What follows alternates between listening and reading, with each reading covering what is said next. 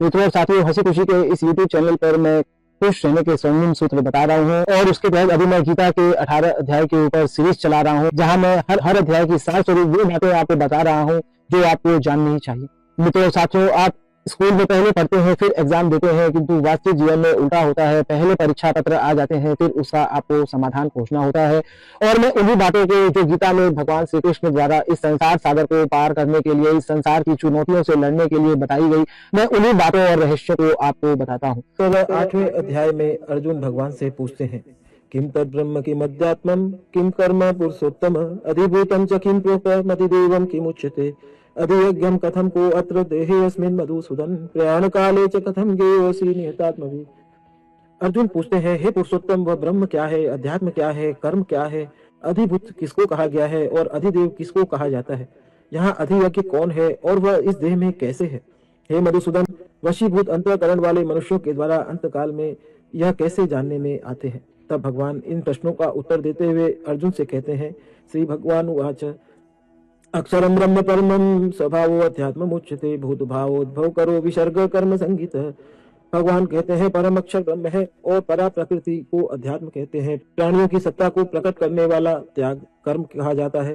फिर अगले दोहे में भगवान कहते हैं, अधिभूतम क्षरो भाव पुरश्चादि देवतम अधियज्ञो हमेवात्र देहे देवृतांबर। हे देहधारियों में श्रेष्ठ अर्जुन, क्षर भाव अर्थात नाशवान पदार्थ अधिभूत है, पुरुष अर्थात हिरण्यगर्भ ब्रह्मा आदि देव हैं और इस देह में मैं ही अधियज्ञ हूँ। यहाँ सार स्वरूप इन तीनों दोहों के उपरांत भगवान बताना चाह रहे हैं, जैसे एक ही जल तत्व परमाणु भाप बादल वर्षा की क्रिया बूंदे और ओले के रूप में भिन्न भिन्न दिखते हुए वास्तव में एक ही है, उसी तरह एक परमात्म तत्व ही ब्रह्म अध्यात्म कर्म अधिभूत अधिदेव और अधियज्ञ के रूप में अलग अलग दिखते हुए भी वास्तव में एक ही है। परमाणु रूप से जल ब्रह्म है, भाप रूप से जल अधियज्ञ है, बादल के रूप से जल अधिदेव है, बूंदों के रूप में जल अध्यात्म है और वर्षा की क्रिया कर्म है और बर्फ रूप से जल अधिभूत है। परमात्मा के इसी समग्र रूप के लिए गीता में वासुदेव शर्वम के रूप में भी बताया गया है। इसके बाद अगले दोहे में भगवान कहते हैं, जो मनुष्य अंतकाल में मेरा स्मरण करते हुए शरीर को छोड़कर जाता है वह मेरे स्वरूप को ही प्राप्त होता है, इसमें संदेह नहीं है। यहाँ सार स्वरूप बात यह बताना चाह रहे हैं, भगवान ने मनुष्य पर विशेष कृपा करके उसे यह छूट दी है कि उसका जीवन कैसा भी रहा हो, यदि अंत समय में वो परमात्मा को याद कर ले तो उसका भगवान कल्याण कर देते हैं। कारण कि भगवान ने अहेतु की कृपा से जीव को अपना कल्याण करने के लिए ही मनुष्य शरीर दिया है। वास्तव में सब समय अंत का समय ही है, मृत्यु तो कभी भी आ सकती है, क्योंकि अंत समय किसी का भी कभी भी आ सकता है और ऐसा कोई क्षण नहीं है जिस क्षण में अंत समय नहीं आता हो। इसलिए मनुष्य को हर समय भगवान को याद करते रहना चाहिए। फिर अगले दोहे में भगवान कहते हैं, यम यम वापि स्मरन् भावं तजत्यन्ते कलेवरं तम तमे वैति कौन्तेय सदा तद्भाव भावितः। हे कुंती पुत्र अर्जुन, मनुष्य अंतकाल में जिस भाव को स्मरण करते हुए शरीर को छोड़कर जाता है वह उस भाव से सदा भावित होता हुआ उसको ही प्राप्त होता है, अर्थात उस योनि में ही जाता है। यहाँ तात्पर्य यह है कि भगवान अपने दयालु स्वभाव के कारण मनुष्य की स्वतंत्रता में बाधक नहीं बनते, परंतु मनुष्य ही इस मिली हुई स्वतंत्रता का दुरुपयोग करके अपना पतन कर लेता है और दुर्गति में चला जाता है।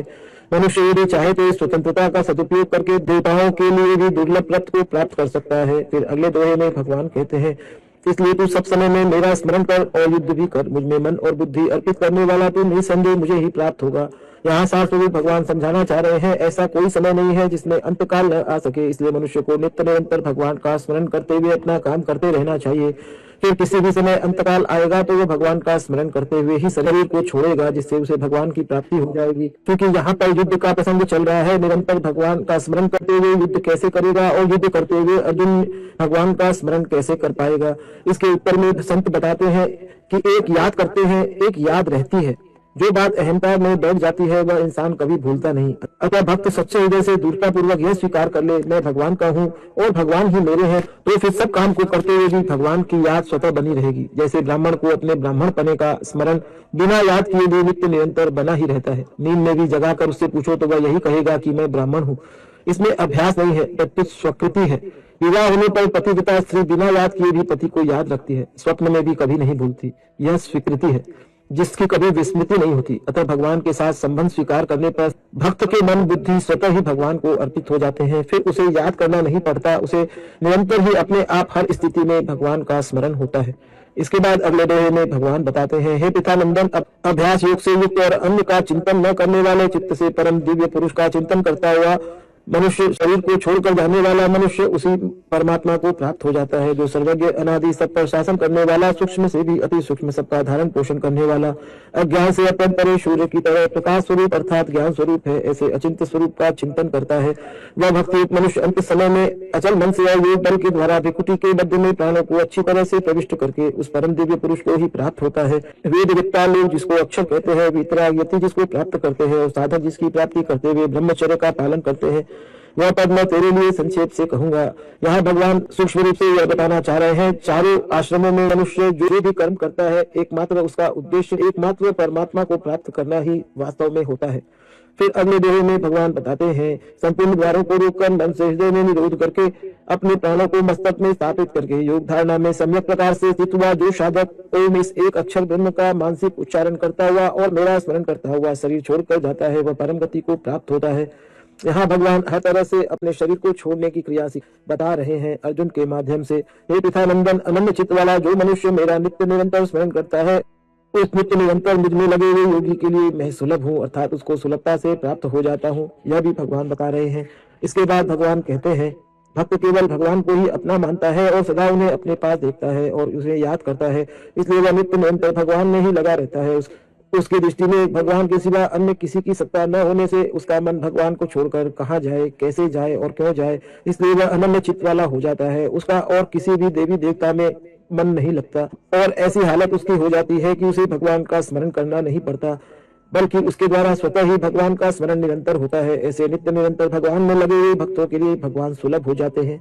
इसी तरह भगवान संपूर्ण देश काल वस्तु व्यक्ति घटना अवस्था परिस्थिति आदि में परिपूर्ण होने से प्राणी मात्र को नित्य ही प्राप्त है। फिर किसी ने पूछा, तो फिर सबको भगवत प्राप्ति का अनुभव क्यों नहीं होता?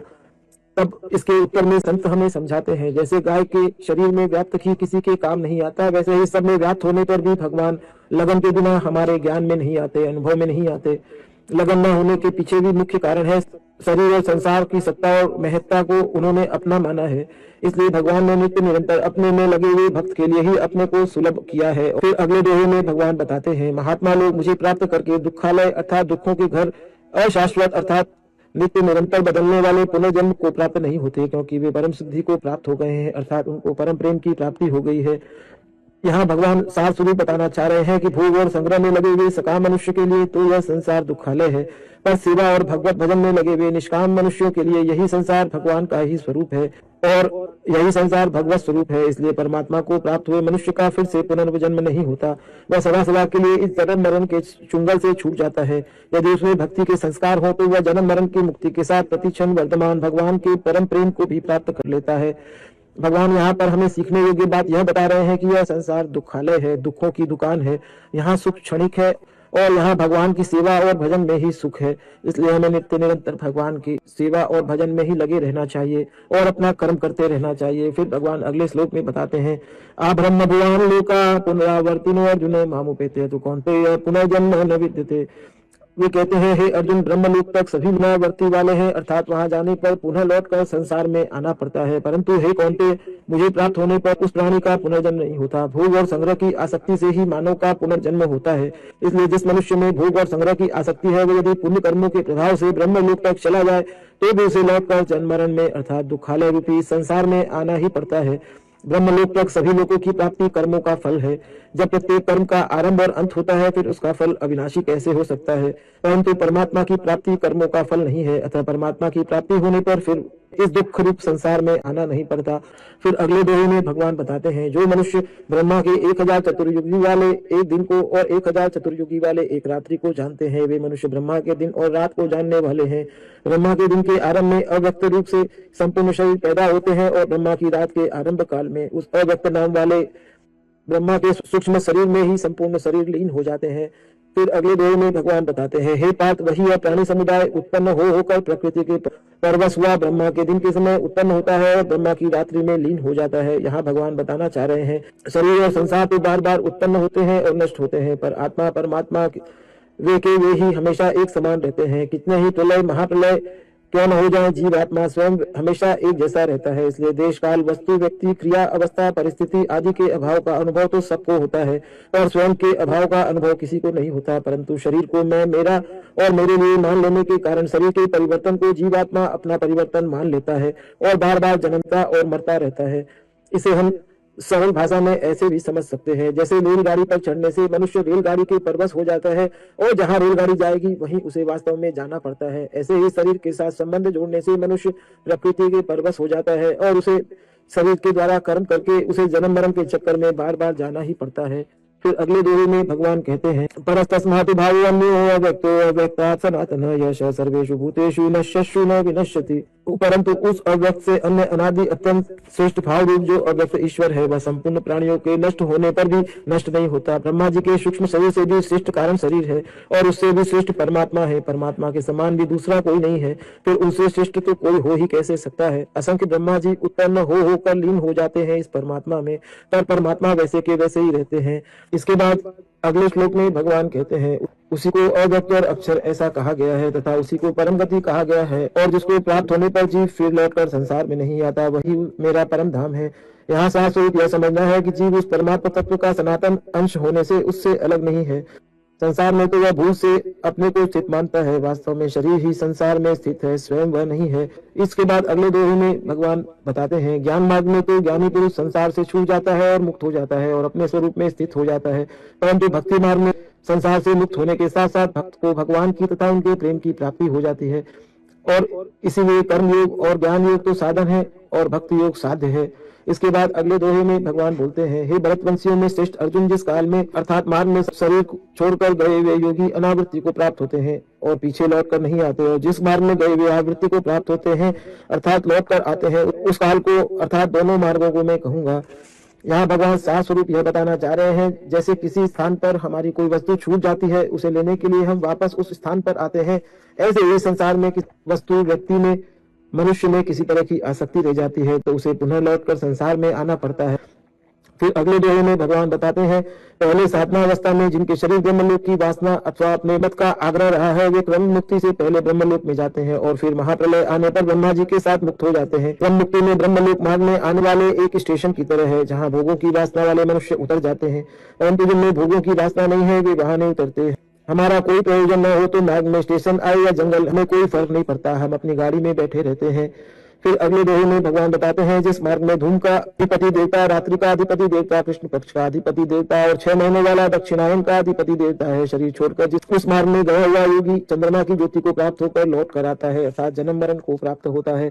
क्योंकि शुक्ल और कृष्ण ये दोनों गतियां अनादिकाल से जगत के साथ संबंध रखने वाली मानी गई हैं। इनमें से एक गति में जाने वाला लौट कर नहीं आता और दूसरी गति में जाने वाले को वापस लौटना पड़ता है। अतः हे पिता नंदन, इन दोनों मार्गों को जानने वाला कोई भी योगी मोहित नहीं होता। अतः हे अर्जुन, तू सब योग अर्थात समता में स्थित हो जा। यहाँ सात स्वरूप भगवान समझाते हैं, सकाम मनुष्य मोहित हो जाता है अर्थात जन्म मरण के चक्कर में पड़ जाता है। शुक्ल और कृष्ण मार्ग में जाने वाला मनुष्य निष्काम योगी हो जाता है, इसलिए वह जन्म मरण के चक्कर में नहीं जाता अर्थात कृष्ण मार्ग को प्राप्त नहीं हो पाता। भक्त इसको जानकर वेदों में, यज्ञों में, तपों में, दान में जो जो पुण्य फल कहे गए हैं उन सभी पुण्य फलों को अतिक्रमण कर जाता है और आदि स्थान परमात्मा को प्राप्त होता है। यहाँ भगवान सार स्वरूप बताना चाह रहे हैं, दोनों गतियों का उपसंहार करके यहाँ भगवान पूरे अध्याय का उपसंहार करते हैं। वेद अध्ययन, यज्ञ, ताप, यज्ञ, तप, दान आदि जितने भी पुण्य कर्म हैं उनका अधिक से अधिक फल ब्रह्मलोक की प्राप्ति होना है, जहाँ से पुनः लौटकर फिर से इस मृत्यु लोक में आना पड़ता है। परंतु जो भक्त भगवान का आश्रय लेते हैं उन भक्त का उस ब्रह्मलोक का भी अतिक्रमण करके परम धाम को प्राप्त हो जाता है, जहाँ से पुनः लौटकर फिर से उसे संसार चक्कर में नहीं पड़ना पड़ता। यहाँ इस अध्याय में भगवान सार स्वरूप बताना चाह रहे हैं कि किस समय में शरीर छोड़ना किस तरह के फल को देने वाला है और शरीर छोड़कर जाने की विधि बताते हैं, समय बताते हैं और किस तरह के कर्म का फल किस तरह से मानव को प्राप्त होता है, किस तरह से हर मानव को उनकी प्राप्ति होती है। संसार चक्र में जन्म लेने और इस मृत्यु रूप संसार चक्र से किस तरह बच सकता है, इस तरह का वर्णन भगवान 8वें अध्याय के माध्यम से अर्जुन को निमित्त मात्र बनाकर हमारे लिए करते हैं, जिसे हमें गहराई से समझना है। ओम तत्सदिति श्रीमद् भगवद गीता उपनिषदु ब्रह्म विद्यायाम योग शास्त्रे श्री कृष्णार्जुन संवादे अक्षर ब्रह्म योग नाम 7वां अध्याय। इस तरह 8वें अध्याय में सार स्वरूप भगवान बताते हैं, हर समय हमें अपने कर्म को करते हुए भी परमात्मा श्री कृष्ण का स्मरण करते रहना चाहिए।